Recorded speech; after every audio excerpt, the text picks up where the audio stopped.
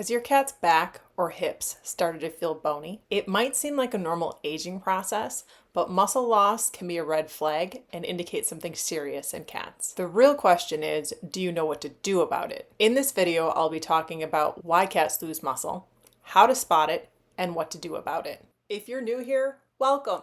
I'm Dr. Emily, and this channel is dedicated to helping you take the best care of your senior kitty.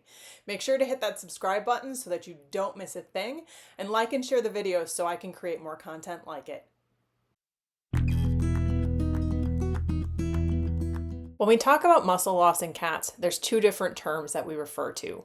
One is called cachexia, the other one is called sarcopenia. And unfortunately, they can both happen together. Sarcopenia is considered normal age-related muscle loss. This happens in many species, particularly in cats, but it also happens in humans.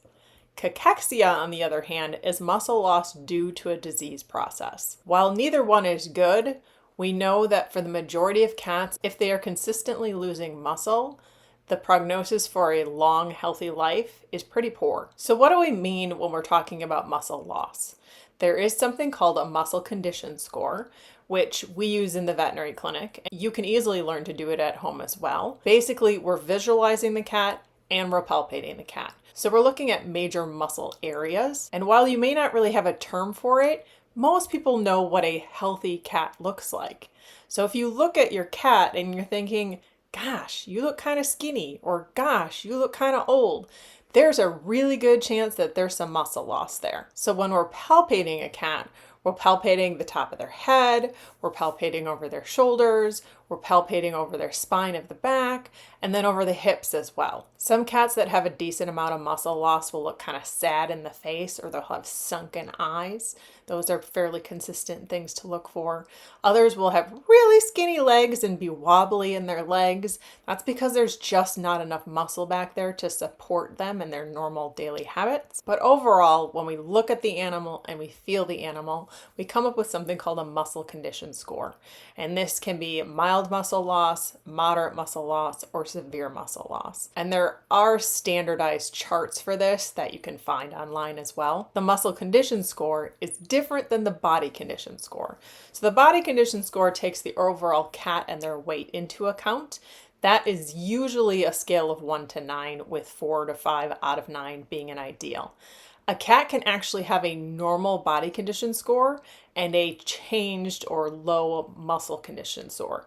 So we could have a 5 out of 9 body condition score with a mild muscle loss on the muscle condition score chart. It gets a little bit complex, but because cats are obligate carnivores, their bodies require a very specific set of amino acids to maintain their muscle mass. When they're sick or not feeling well, their body starts to metabolize their muscle in order to get those protein and amino acids. And that's why it's a dangerous thought process to go, oh, my cat's just getting old, they're looking skinny. Muscle loss is often subtle in the early stages. There may not even be a weight change. Sometimes the body will account for this muscle loss by putting down fat instead, and that's why that weight number isn't necessarily impacted. One of the biggest questions is it possible to prevent this muscle loss? And while we don't understand sarcopenia, that age-related muscle loss, very well at this point, there are things that we can do to try and prevent cachexia. You want to make sure your cat is eating an adequate amount of calories, and this can change as your cat gets older. You also want to make sure their food they're eating is a high quality protein that's easy to digest for them.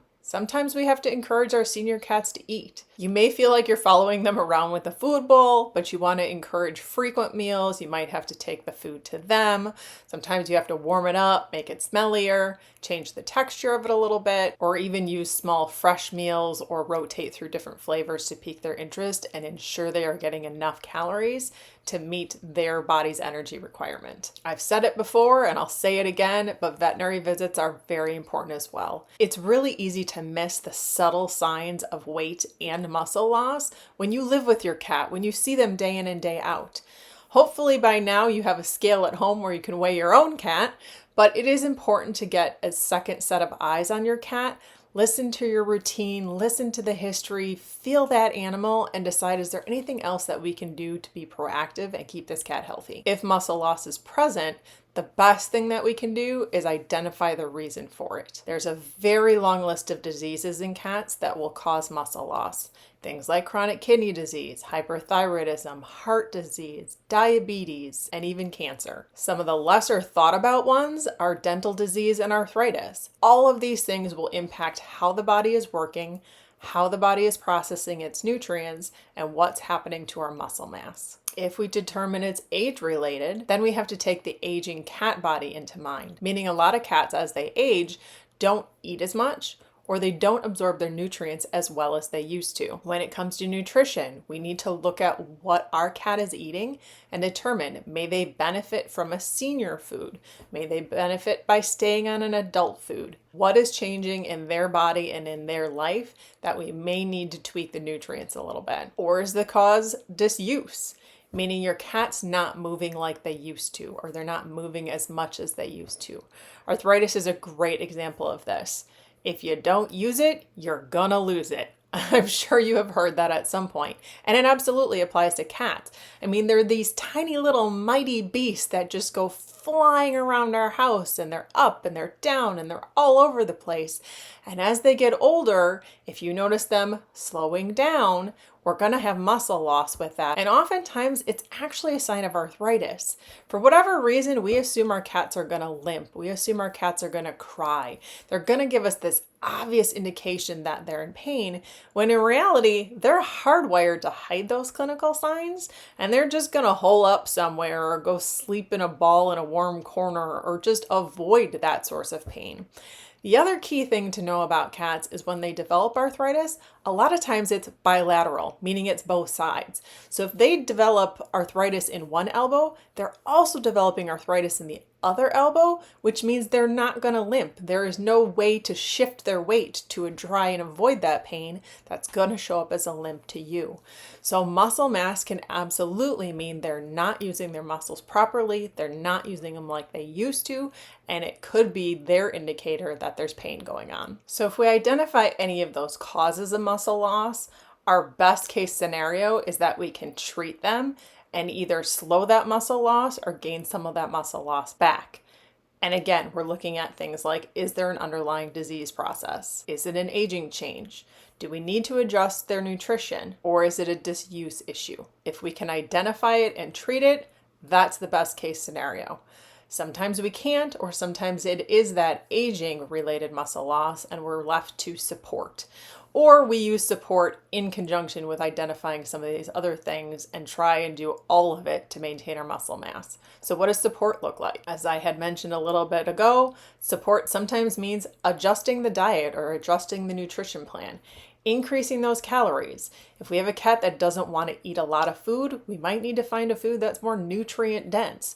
So rather than it being 350 kilocalories per cup or can, maybe we want something over 500 so they don't have to eat as much to get that calorie support. Do we need to focus on changing the protein content, essentially affecting the amino acids?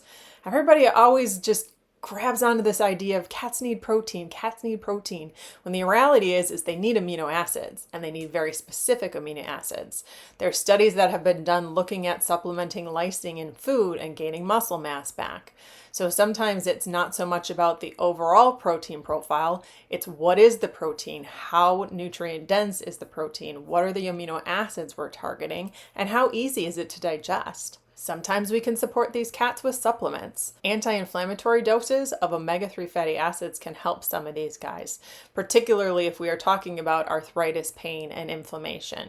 Whole body inflammation will absolutely consume more calories, so if we can knock that inflammation down, bonus. In the case of CKD or gut cats, sometimes we need to be supplementing vitamin B12. We know that with some cats, if they're not getting enough B12, their appetite will actually drop. So now we've got a cat who's not eating enough to begin with, they're not absorbing the nutrients they're supposed to, and now because they're deficient, they're not eating enough food. It's this vicious cycle. When it comes to eating, cats really are their own worst enemies most days. And for those cats that we're really struggling with, Sometimes we need to grab an appetite stimulant. Something like Mirataz or Entice are both approved medications for cats to help support that appetite and get them eating. I know there's a group of people that really don't like to use medications and drugs in their cats, but when it comes to a cat not eating enough and not supporting their own calorie requirements, either we do nothing and watch them slowly waste away, or we help them and we encourage that appetite with the options we have available. And don't forget about hydration. Hydration's a big deal. When you're dehydrated, you don't feel good. In humans, we know it is an underlying source of headaches. It can certainly lead to constipation in cats. It definitely is going to affect their appetite. Hydration is just a big deal. So if your cat is losing muscle mass, don't forget about how hydration can play into this entire equation. And then there's the subject that very few people talk about, and that's stress. Stress on the body, whether it's emotional stress or physical stress, can increase the calories needed by the body to function. And cats, being the misunderstood creatures they are, it doesn't have to be something that we think is an obvious source of stress. If they are mentally stressed because they can't get to their favorite sleeping spot, or somebody in the household is bullying them, that is a source of stress. So sometimes you have to think outside the box and what you assume and really look and say, okay, is my cat optimized? Is their environment optimized? Is their mental health optimized? Is their physical health optimized? Take it all into account because those sources of stress can increase that calorie need. If we can find a cause, if we can create a way to support our cats, then the whole picture looks like regular veterinary visits to stay on top of all of this, medications or supplements as needed, whether or not that's pain medications for arthritis, supplements such as B12 for nutrient loss, or even anti-inflammatory doses of omega-3s to support a whole body decrease in inflammation, and a potential diet or change in our nutrition plan. Something that is very overlooked, and probably because it can be really difficult with cats, is also physical therapy. Remember I mentioned disuse? Yeah, we need to get their pain under control if they have it, and we need to get them using their body again in a normal way. You can't just expect muscle mass to suddenly come back when you're laying around on the couch and not using those muscles.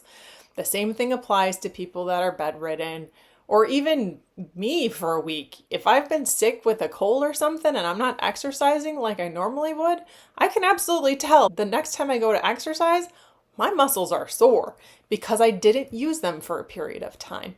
So even though it may seem strange, and even though it's a big ask for cats, if we truly want to gain some of that muscle mass back, with some of these guys, we actually need to work on some sort of physical therapy to get them to use their muscles and build them back up. And of course, all of this ties together in close monitoring.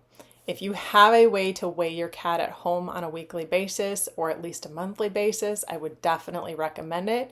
Get used to feeling those areas, the top of the head, the shoulders, along the spine, the hips.